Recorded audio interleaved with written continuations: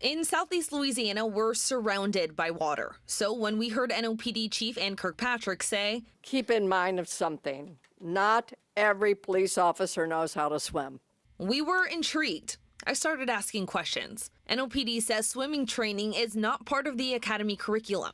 They say NOPD will respond to and assist calls for service regarding water rescue.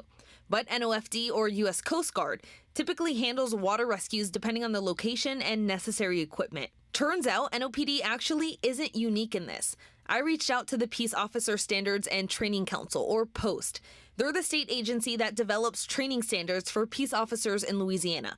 They tell me they don't require it, and it's left up to individual agencies. So I reached out to several law enforcement agencies across the area. JPSO says swimming is not a requirement. It's not for the Tangipahoa Parish Sheriff's Office.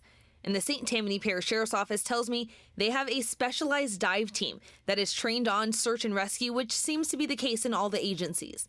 But it's just another tool in the toolkit. St. John Parish Sheriff Mike Traig says while swimming isn't a requirement, they work with an instructor to offer lessons to their officers. He also sends officers to a survival swimming training, since the two skills are a bit different. It's with their gear on, because you never know if you might have to jump in the water with your gear on. Traig says you never know what you'll run into.